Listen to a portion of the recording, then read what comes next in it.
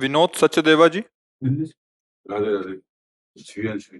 राधे राधे स्वामी जी, चरण वंदना। स्वामी जी, मेरा प्रश्न है कि मुझे अपने गुरुजी पर अटूट भरोसा है। मेरे जीवन में सबसे पहला स्थान मेरे अपने गुरुदेव का है और वो मेरे लिए भगवान है। लेकिन मैं जब भी तकलीफ अब यहाँ हम आपको बता दें, अभी स्थिति नहीं है ऐसी जैसी आप बोल रहे हो। अगर ये स्थिति होती तो ये शब्द बोलते नहीं हम। किसी पूछा आपके गुरुदेव का स्थान आपके हृदय में क्या है? किसी ने तो नहीं पूछा ना। ये अहम बोल रहा है, स्थिति नहीं। देखो, ये परमार्थ का गढ़ है जहां बैठे हो। यहाँ बिल्कुल जैसे होता है ना कि हाई क्वालिटी का डॉक्टर, हाई क्वालिटी का इंजेक्शन, बिल्कुल भी चूक नहीं यहाँ होगी। ये स्थिति नहीं बोल रही, अहम बोल रहा है। जब अहम का समर्पित वृत्ति का जागरण होता है तभी होता है। जब दूसरा बताया कि बहुत गुरु भक्त है, मन वचन कर्म से गुरु, और जब ये आपके कान में पड़े तो आप ऐसे करो, नहीं नहीं, ये अगर कुछ भी है तो मेरे गुरुदेव ने घसीटा, मैं तो विषयी जी हूं, मेरे अंदर कहाँ गुरु भक्ति है। समझ रहे ना? ये मार्ग अभी दूसरा चल रहा है। अब ये सत्य मार्ग का भाव नहीं है जो अंदर प्रकट हो रहा है, क्योंकि आप कृपा करके आए हो ना। तो आए तो इसीलिए हो ना कि हम आप परमार्थ की वार्ता करें। गुरु चरणों में जब प्रेम हो जाएगा तो आप नहीं बचोगे, केवल गुरुदेव ही बचेंगे। आपको अनुभव होगा। तन मन वचन कर्म चेष्टा, मेरे गुरुदेव, जैसे अर्जुन का रथ पकड़ जगत गुरु बैठे ना भगवान, ऐसे तुम्हारे गुरुदेव बैठे हैं। जब गुरुदेव के स्थान के सिवा कोई स्थान नहीं, तो आपको हम महत्व बता रहे हैं, स्थिति जागृत हो जाएगी।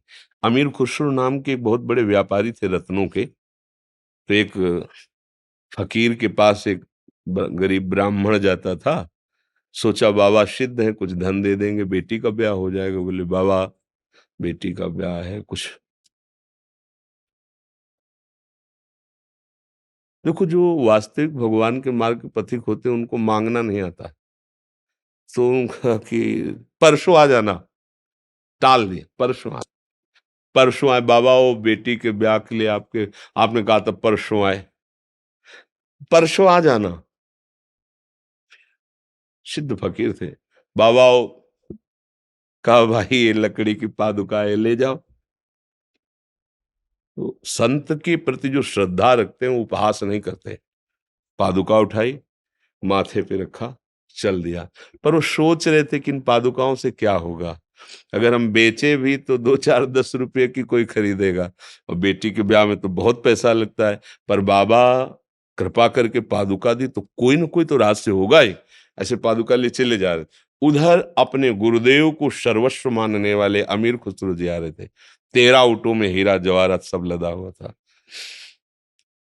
अपने सेवकों से कहा, मेरे आका की खुशबू आ रही, मेरे मालिक की खुशबू आ रही, मेरे गुरुदेव की कोई सामग्री है आसपास।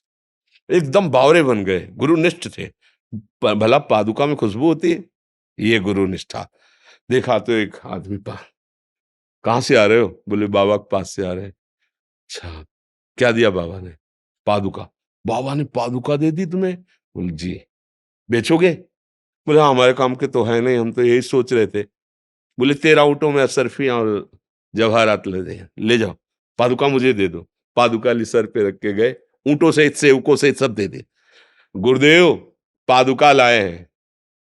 कितने की लाए हो? 13 ऊँटों में अशरफी और सब सेवक सहित। हाँ, सस्ती ले ली, रख दो पादुका। ये गुरु से बढ़कर कोई नहीं जिसके हृदय में, तो वो ये जीवन प्राण समर्पित, जीवन समर्पित। अब वहां कहने का कौन बचा है? बचा कहने वाला कौन है? ये अभी हम चलना चाहते हैं, वो बनना चाहते हैं, गुरुनिष्ठ होना चाहते हैं। जब आप गुरु को समर्पित हो जाओगे ना, तो आप में और गुरु में कोई भेद नहीं रह जाएगा। क्योंकि जो आत्म तत्व गुरुदेव है ना, वही आप बने बैठे हैं। उस अखंड मंडलाकारम व्याप्तम येन चरा। गुरु और शिष्य दोनों एक हो गए। ये है शिष्य का सम। लहर खत्म तो समुद्र ही समुद्र तो है ना।